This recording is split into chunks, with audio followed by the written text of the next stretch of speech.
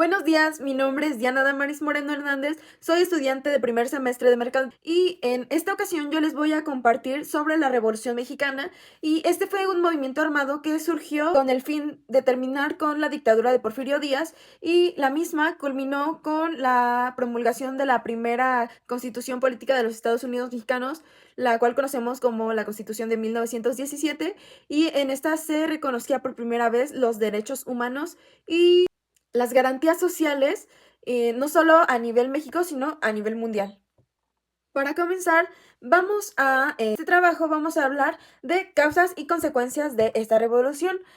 Vamos a iniciar por las causas que propiciaron esta revolución y como primer punto podemos tomar la desigualdad social y la concentración de la riqueza. ¿Esto en qué se basa? Esto se basa en que es cierto que tuvo un buen auge la economía en ese tiempo que estuvo gobernando Porfirio Díaz. Sin embargo, esta riqueza fue centralizada solo en partes muy específicas de la población mexicana y el demás porcentaje se fue acumulando para el extranjero. Como punto número 2, podemos tomar que no existía la libertad política. ¿Esto qué quiere decir? Que pues los habitantes de pues, nuestro país no podían elegir a ninguno de los representantes que conforman el consejo que asesoraba a Porfirio Díaz, sino que pues el mismo Porfirio Díaz ponía a las personas que él quería a su cargo y pues estas personas tampoco podían votar como por si querían cambiar de candidato o algo así, porque ya pues se estaba convirtiendo en una dictadura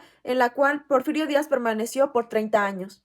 Como punto número 3, podemos tomar el despojo de las tierras de los campesinos. ¿Esto qué quiere decir? Que Díaz creó una reforma en la cual pues los terrenos baldíos, por así decirlo, eran tomados por las personas extranjeras para que estos tuvieran la libertad de construir ya sea empresas o lugares que tuvieran, según esto, mejor utilidad. Sin embargo, estas tierras que estaban consideradas como terrenos baldíos no era así, sino que eran de indígenas, pero pues al ser muy pobres, por lo mismo de que la economía estaba concentrada en un sector muy marcado, pues no podían arar sus tierras, no podían trabajarlas y eran tomadas como terrenos baldíos de los cuales se apoderaba a fin de cuenta un tercero con mayor poder.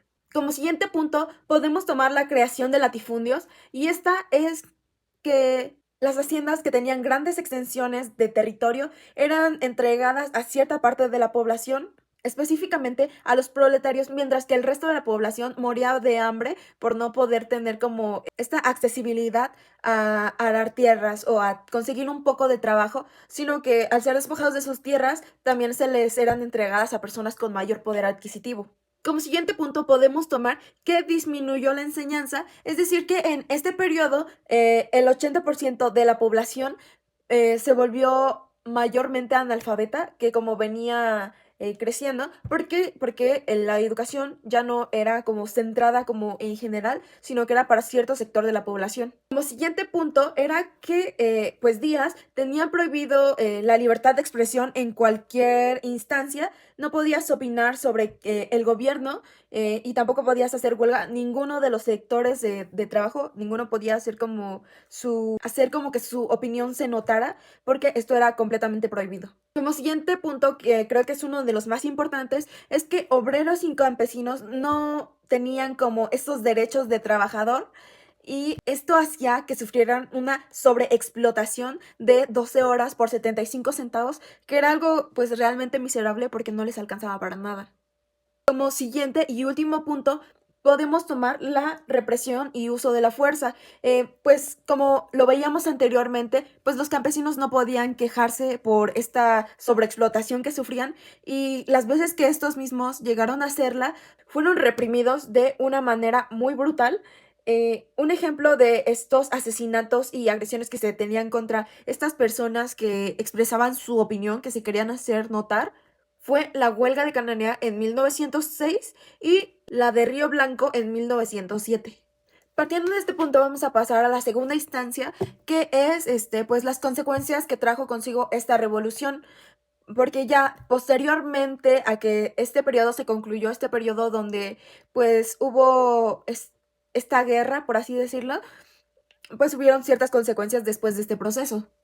Como principal consecuencia de este movimiento fue la renuncia de Porfirio Díaz y pues creo que era uno de sus puntos principales.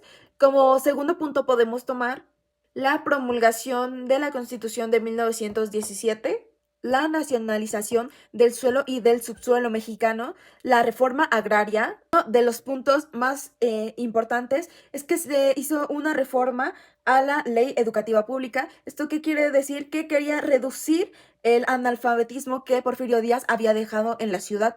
Igual, uno de los factores que cambió drásticamente es que mejoró la situación laboral de las personas que eran trabajadores y campesinos, porque como lo habíamos visto en el anterior punto, eran maltratados, eran mal pagados, eran abusados, eran asesinados, y pues esto era principalmente lo que les había traído su descontento y fue uno de los puntos más importantes que pudieron conseguir.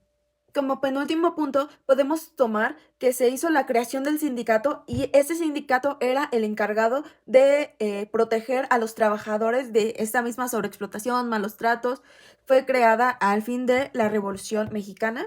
Y pues como último punto, podemos tomar que los latifundios que fueron creados por Porfirio Díaz ya no simplemente eran otorgados a personas con alto poder adquisitivo, sino que fue repartido de manera equitativa y justa entre los campesinos y trabajadores. Para finalizar, podemos tomar que esta revolución mexicana fue una revolución antiimperialista, ya que buscaban su autonomía y ya no estar dependiendo de una monarquía ni de una autocracia como la que estaba proponiendo Porfirio Díaz.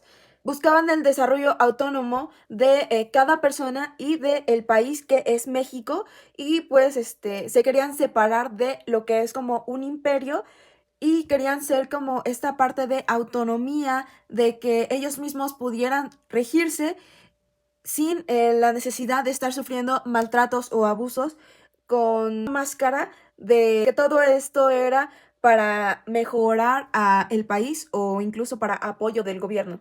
Y pues para concluir podemos tomar que pues la Revolución Mexicana fue un proceso que podemos nombrar revolución antiimperialista.